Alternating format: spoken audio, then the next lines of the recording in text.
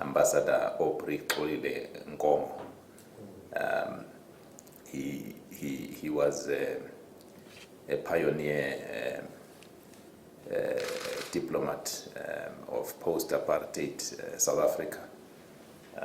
He contributed immensely to shaping the contours of our foreign policy, and indeed as part of a team, he guided skillfully the reintegration of South Africa into the international community. He was a model diplomat, a quintessential gentleman, a scholar, a true patriot. So he'll be sorely missed, but we are grateful that he has achieved his life's ambition, which was to contribute to the end of apartheid and to be part of those people who are building a new democratic, non-racial, non-sexist South Africa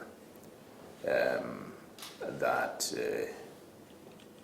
assumes its role in the community of nations, and indeed that plays its role as a responsible global citizen,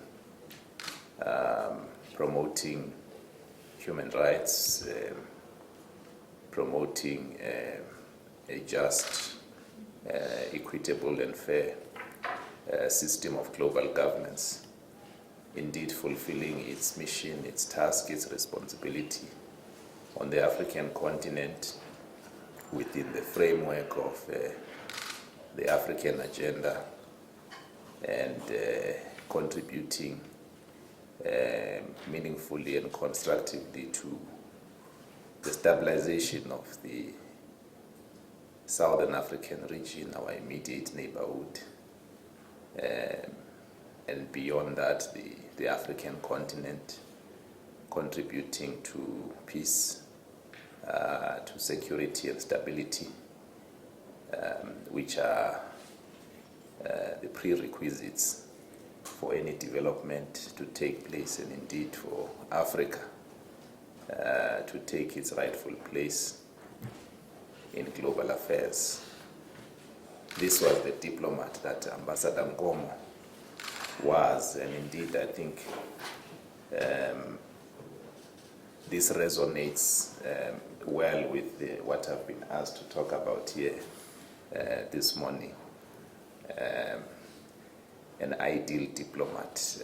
Ambassador Nkomo had all the qualities of an ideal diplomat.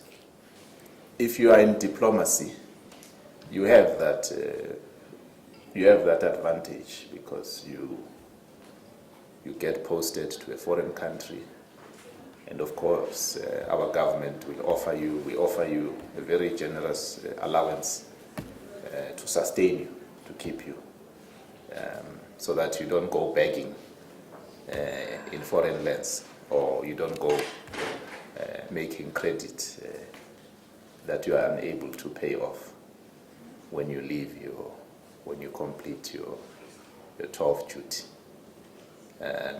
So all that you have to put to good use, and also think about the future. So it's a career that is fulfilling in many respects, from a personal development, growth point of view, from a point of view of enhancing, of developing yourself materially. It offers you that possibility, but also it places you in a very advantageous position in terms of your future career options.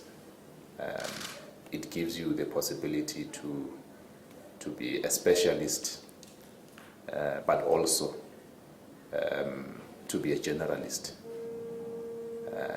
Once you have been a diplomat, you can fit in any other career stream.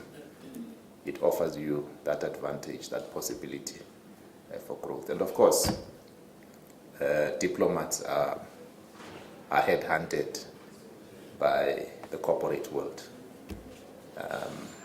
They are headhunted by think tanks, by global consultancies. They are highly sought after. So it offers you all that possibility. Before we even talk about the Open Day, you have been taught a lot about foreign policy and stuff. Just tell me, what do you know about foreign policy, about diplomacy? What do you know? Well, I know that foreign policy, it's tough to make because you're not like. Obviously, you come in with your own agenda, but you also have to consider the agendas of other countries and how exactly you can mix all this together and still get your way. So it's very difficult to make. Yeah. And I mean, this Open Day, why did you decide to come on the Open Day? Well, I decided because I wanted to learn more about DIRCO, and I really hope to get into the cadet program. And I hear that the minimum requirement is a B degree. So even though there are people who apply with master's degree and honors degree, I'm still hoping to get in. So that's why I wanted to come to DIRCO. What do you know about the cadet program? Well, I just know with the cadet program, you learn about the organization. I don't know what exactly you learn, and you get actual. Practical experience? Yeah, practical experience, and you get to meet diplomats and interact with diplomats, and you get a mentor, and it's a lot. It's a lot that I want from it. I mean, a lot of people do not know much about foreign policy. I mean, if you go to the most rural of the countries, for example, they wouldn't understand what the role of diplomats is. And how do you summarize it? The role of diplomats, it's very complicated. They have to negotiate. They have to make sure they are the security guard of the nation. They have a lot that they have to do. For you, what is the role of diplomats in the 21st century? What are some of the key issues that diplomats should be leading? Well, I think a major problem at the moment is the world not so long ago kind of viewed or took capitalism and free markets as very important in the means to achieve all great things, and we kind of see that things have kind of failed. So for me, diplomats, we need them to kind of step in and kind of intervene where things aren't going too well, and also to kind of forecast what is about to happen, because we've seen some huge crashes, huge financial crashes, some big mistakes made by certain countries, and I think it's very important that we have institutions like this that kind of take steps, precautionary steps, implement plans. I mean, what are some of the issues that for you are passionate about? Let's talk about a niche diplomat. What is your agenda, so to speak? With regards to Africa, I feel a very, very sad. I always feel a sorrow for Africa. There's just so much going on, and you kind of just see the world kind of coming into Africa to push their own agenda, and I think with regards to diplomats, that's something that really needs to be brought out there. There needs to be kind of intervention to stop corporates from just doing their own thing, from certain governments doing their own thing, and with regards to Africa, I think that should really be a main focus and something on the agenda. So obviously the private sector needs to play its role as well, isn't it? And also the need for regulations, which is quite important. With regards to the private sector, things are just kind of getting out of hand, you would feel, in Africa. There's a lot of exploitation, and certain companies and certain governments looks like they don't really know how to deal with it, and they take the easiest option, and kind of doesn't work out in the long run.